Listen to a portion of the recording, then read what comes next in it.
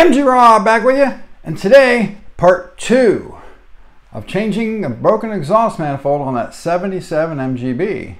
So today we'll get it all back together and get it running. Let's go.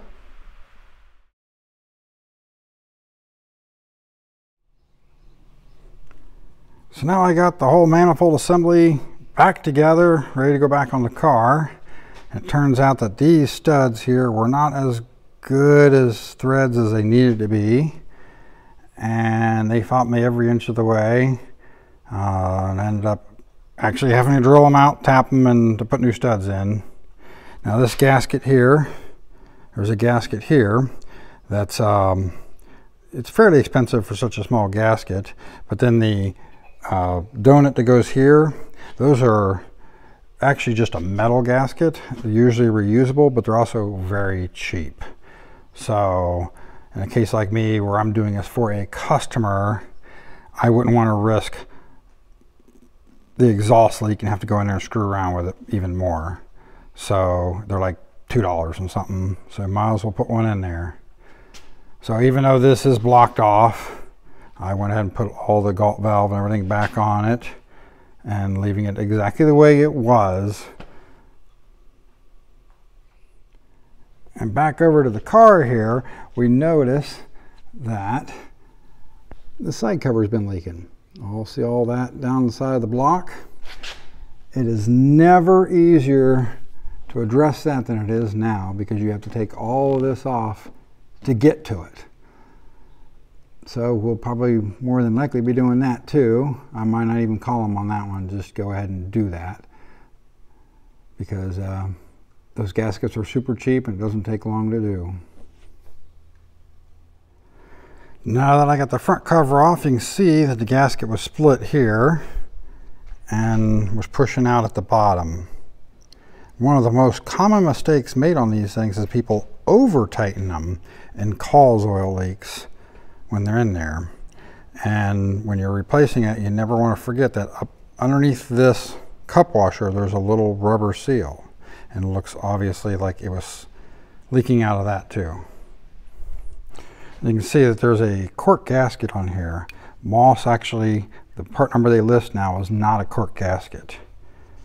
I actually do like the silicone rubber gaskets, especially on the rear one here, because this side cover is actually the way it's made.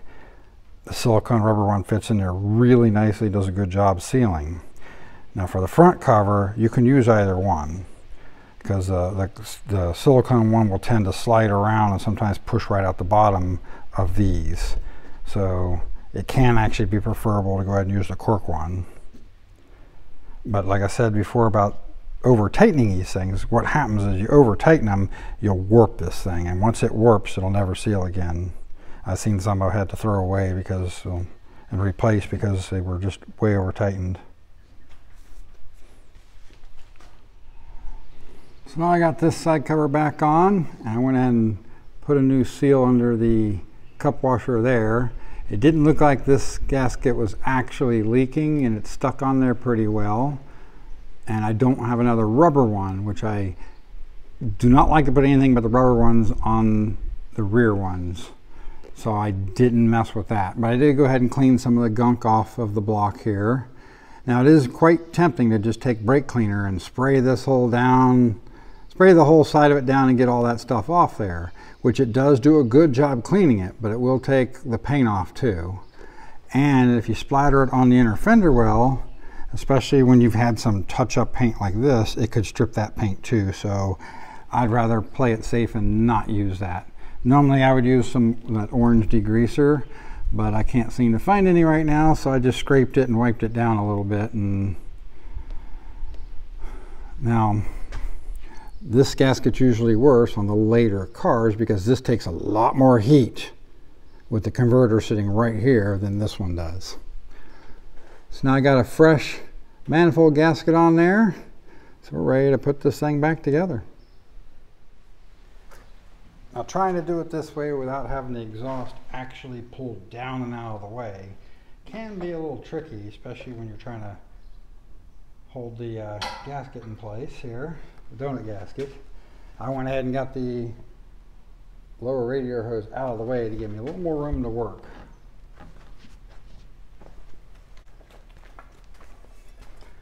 So we'll see how well this goes.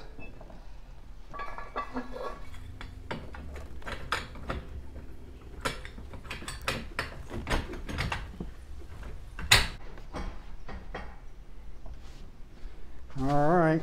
Of course, you know, as the all the good British manuals say, reassembly is just reverse of removal.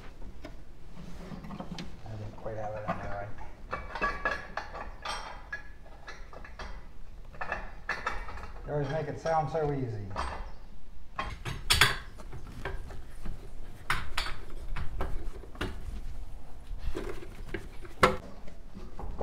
Actually, I think the exhaust system might be hanging, might need to be bumped around a little bit. Might be putting too much pressure on the manifold. Alright, well, maybe not so bad, but I'll definitely go in there and take a look before I lock everything down.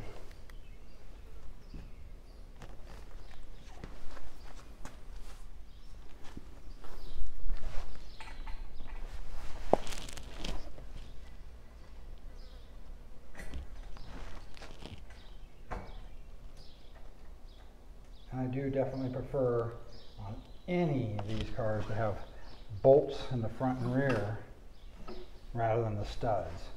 Makes it way easier to work on, to take the manifolds on and off when you're working on them.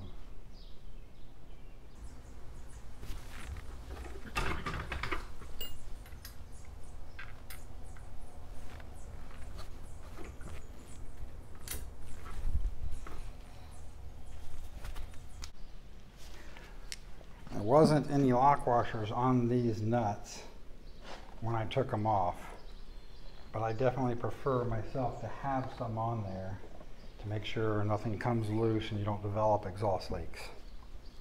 But it does make it that much harder to get these two back here in, because they're already quite difficult as it is. I'm going to have to worry about getting a washer in there as well. Just it's kind of the icing on the cake, you know?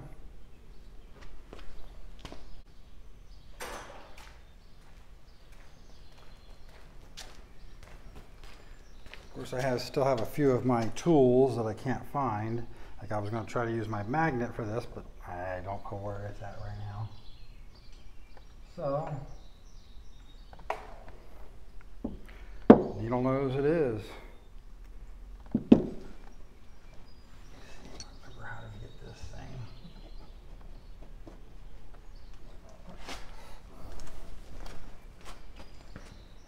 Takes an awful lot of dexterity with your fingers to be able to do this well.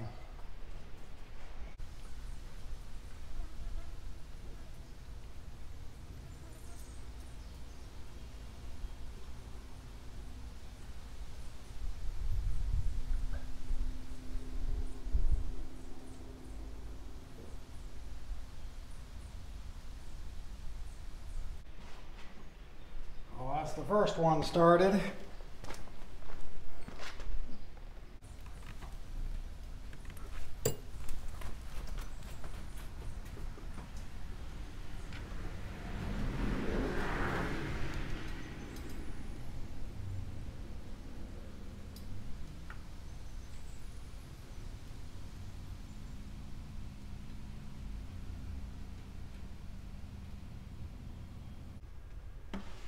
There's the second one started.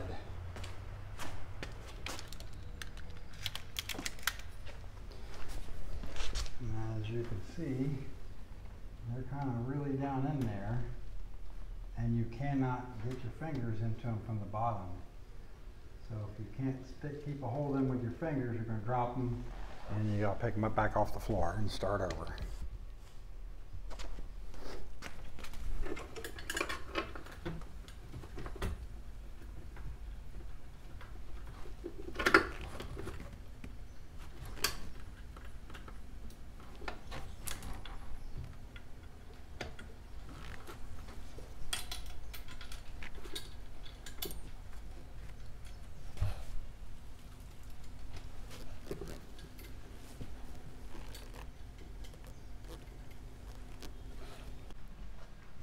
All I gotta do is just tighten all those up. I'm not gonna bore you with that part. And then we can move on. Well, I got it bolted on there. I just gotta finish the final tightening and then go underneath and make sure the exhaust system is not putting pressure on it. And then get that all bolted up, which I'm not gonna do that on camera either. Especially since I can't get the car up in the air. Now these manifolds here are actually terrible. When they put these on, these things lost about 15 horsepower. These were done at a time when emissions were #1. And none of the manufacturers actually knew how to deal with it yet. So what they were doing was lowering compression, which they lowered these from 8.8 to 1 down to 8 to 1. Actually, they did that in '72. And then as emissions got tighter, then they went to this manifold and the single carburetor, because the idea was, at the time, everyone was doing it, preheat the intake charge, which would actually lean it out a little bit and cause it to burn better and get better emissions, because now it was horrible for horsepower, but it was good for emissions. But then this log style manifold doing this 180-degree turn, that right there was also just killed horsepower. You can actually take this whole setup off, put an earlier twin carb setup on, and pick that 15 horsepower back up that they had lost. The rest of the horsepower was lost due to the lower compression.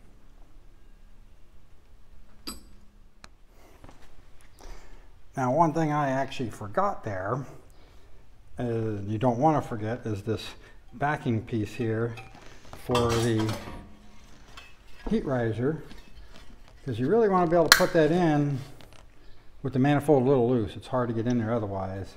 And you don't want to forget to put this on before you get the rest of it on, because the water line goes right there and then you can't get it out or get it in there. So sometimes with these cars it's 2 steps forward and 1 step back. Even though all the studs down at the connection on here, the threads looked good visually, as soon as I tried to tighten them up, one of them stripped out just so easily that it was no way I could let that go. I just couldn't get it tight. And I'm not cranking the snot out of it either. It just barely snugged it down, and they even tried new nuts, and well, you know. So now I'd take all this back off and replace that stud. I would replace all 3 of them, but I don't have 3 sitting here. Now that's why some mechanics just insist on doing that stuff. It's not really so they can get an extra, 20, 30 bucks or whatever they want to charge you out of you. It's so that they don't have to put it together more than once. So I got the carb and all the other stuff back on it. We ended up not putting hoses on it, because he actually had said he wasn't sure if it actually needed hoses, but he had them there. And after looking at them, we decided to put the time and effort into looking at the choke assembly and why it wouldn't kick up the fast idle. Turns out the guy that put the manual choke conversion on it took the plunger out here that actually kicks the idle speed up. So good thing is I have lots of parts around, so I was able to put one new one back in there, and hopefully it'll work as it should. Might need to tweak and adjust on it, but maybe it'll stay running at idle when it's cold. And the choke housing was warped, which is very, very common on these things.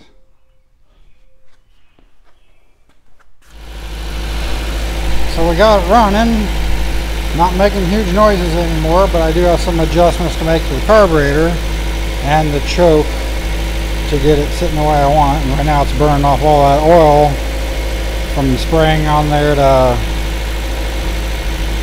get all the, drill out all those studs.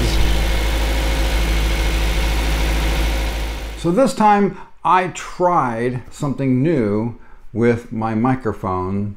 Instead of clipping it onto my lapel here, since I was trying to work in and out, and I'm using a corded mic currently because I broke my wireless mic, and the mics that I want to actually go with are kind of expensive, and I've been on the fence about spending that much money right now on. But turns out it didn't work too well. My sound quality suffered greatly at times. I really thought the mic was going to pick up more of the sound and pick it up better than it did. So I must apologize at this time for that mistake. So hopefully I'll be making that investment here soon into some better mics, or at least at a minimum getting myself another wireless mic, even though I can't seem to make the ones I've been buying last very long. So at any rate, this is MG Rob. Later.